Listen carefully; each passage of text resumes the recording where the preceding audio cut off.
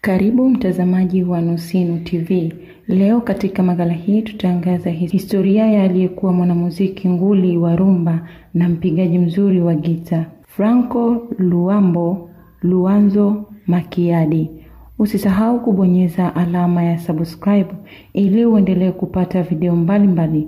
Langu jina ni Saada Nur Muhammad. Franco Luambo Makiadi alikuwa mtu mashuhuri wa karne ya 20 katika muziki wa Kikongo na muziki wa Afrika kwa ujumla. Alizaliwa tarehe 6 Julai mwaka 1938 katika kijiji cha Sonabata, magharibi ya Kongo. Atakumbukwa na Watanzania wakati alipofanya onyesho kwenye uwanja wa taifa jijini Dar es Salaam mwaka 1973.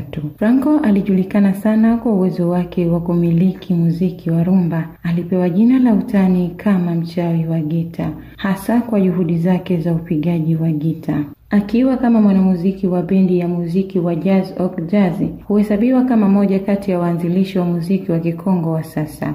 Baba yake Joseph Emogo alikuwa mfanyakazi wa shirika la reli, wakati mama yake alikuwa mama wa nyumbani akioka mikate na kuuza sokoni. Wakati akiwa bado mdogo, wazazi wake walihamia katika jiji la Kinshasa. Franco alipofikisha umri wa miaka 7, alitengeneza gitaa la kienyeji ambalo alitumia kupiga na kuwavutia wateja pembeni mwa mama yake wakati akiuza mikate huko mjini Kinshasa.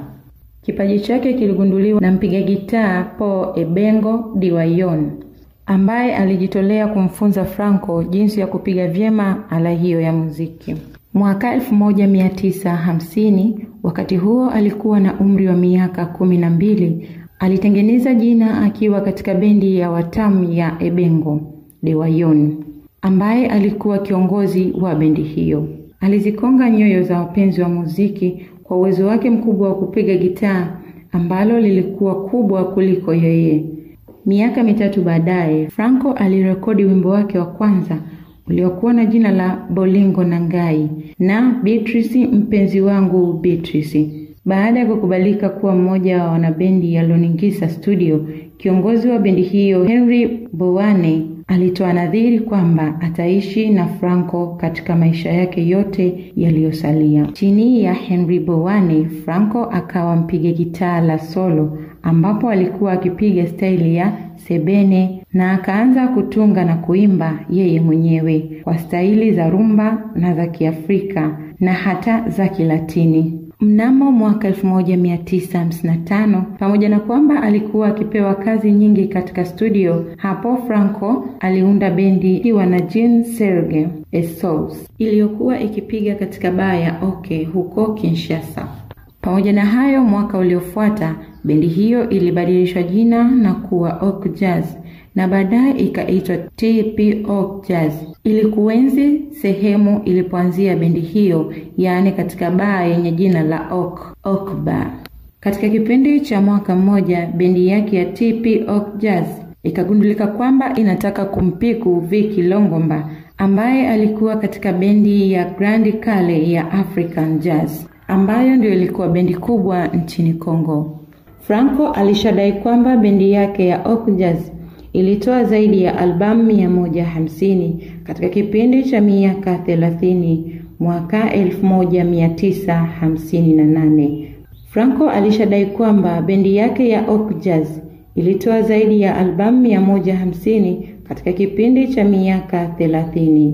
Na mnamo mwaka 1958, Franco alifungwa kwa kosa la ajali ya barabarani. Purukushani za kisiasa katika nchi yake ya Kongo, Franco alilazimika kuhamia Ubelgiji kwa ajili ya kurekodi nyimbo zake, na baada ya nchi kutulia ikiwa chini ya uongozi wa Rais Mobutu Sese Seko Kukungendu wa Zabanga, ambaye alibadilisha jina la Kongo kuwa Zaire, Franco alirudi nchini mwake na kufanya tamasha kabambe la Festival Ok Jazz African Arts lililofanyika Kinshasa mwaka 1966.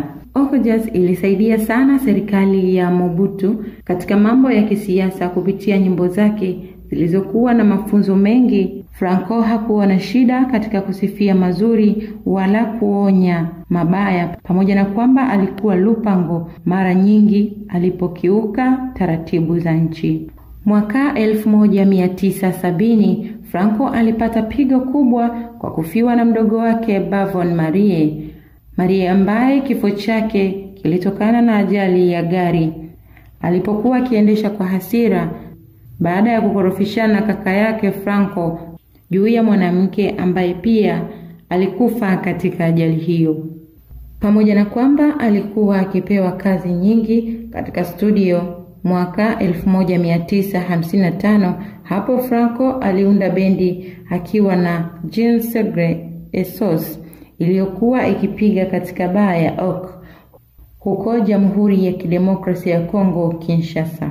Serikali ya Kongo Zaire ilimtunuku hadhi ya kuwa baba wa muziki wa Kongo mwaka 1980 kama heshima kwa juhudi zake za kufufua uchumi ambao ulikuwa ukiyumba nchini humo.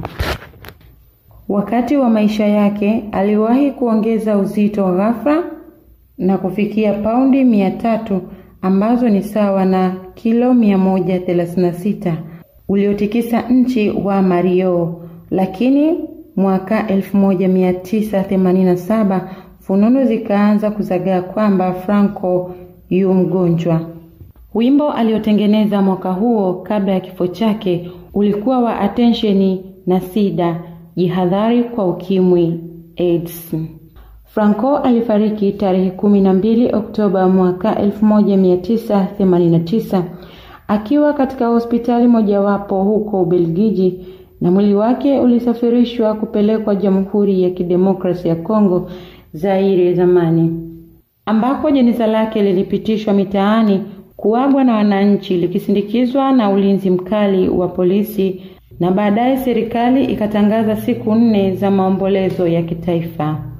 Wakati wa siku hizo za maombolezo, redio ya taifa hilo ilikuwa ikipiga nyimbo za Franco hadi tarehe 17 Oktoba mwaka 1989 alipozikwa kwa heshima zote za kitaifa. Na kufikia hapa ndio mwisho wa video hii ya aliyekuwa nguli wa muziki Franco Luambo. Tukutane tena kwenye video zingine. Langu jina ni Saada Nur Mohamed.